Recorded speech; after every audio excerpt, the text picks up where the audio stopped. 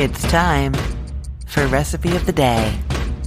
As we head into Canadian Thanksgiving weekend, I have some Thanksgiving-inspired recipes to talk about. Of course, we did chicken gravy yesterday, which you can use for your turkey gravy. And today I'm talking about mashed butternut squash, which I will tell you I had for the first time when I went to Thanksgiving dinner with my first college boyfriend. I went home with him for the weekend and met his family, and his mom made mashed butternut squash, and I watched her and learned how, and I fell in love with butternut squash that weekend. And even though that relationship ended not too much longer after that, I still love the squash. So the recipe I'm telling you about today is for a sweet version of mashed butternut squash, but I'm going to tell you how to make it savory because I actually really love when things like butternut squash and pumpkin, which we're kind of used to in North America, is having the like pumpkin spice kind of spices in them.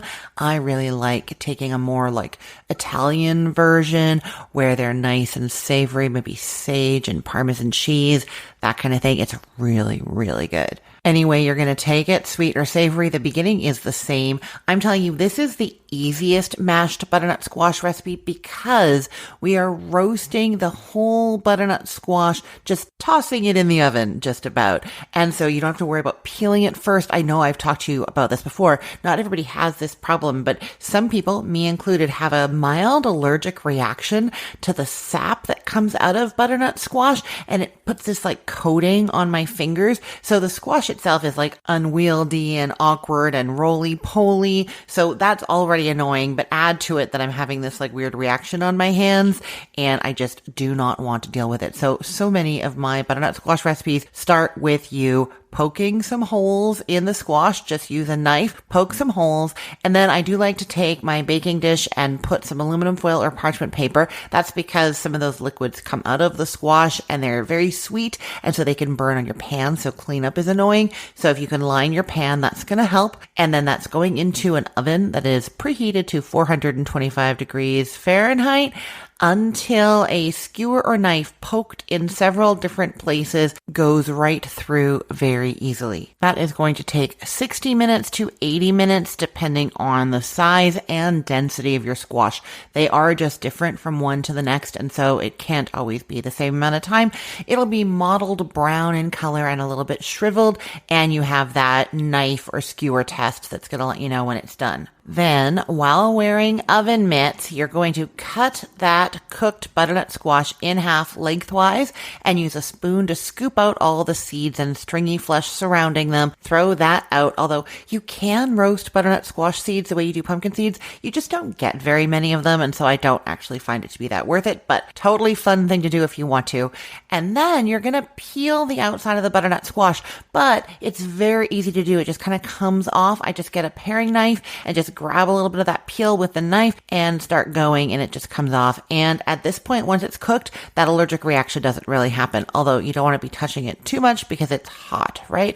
Okay, once you have peeled it all, then you transfer that cooked squash to a bowl, and you are adding 2 tablespoons of butter and 2 tablespoons of heavy cream. If you don't want to use the heavy cream, you can instead use half and half, whole milk, evaporated milk, even fat-free milk will work here. You're just trying to make it a little bit smooth, right? The higher fat content of the cream is just for that like extra creamy sweet flavor, you know? It's not super required in this dish in particular. Okay, and then you're also adding a half a teaspoon of salt. Mash that up with a potato masher, or you can use a hand mixer, and that'll make it nice and smooth. And then for the sweet version of this, you are adding 2 tablespoons of brown sugar, or you can do maple syrup, and a 1/4 teaspoon of pumpkin pie spice or of cinnamon. Stir that up and taste it. I find pumpkin pie spice can be a bit overpowering sometimes, so I like to go just a little bit and then add more if needed. That's why it's just a 1/4 teaspoon there.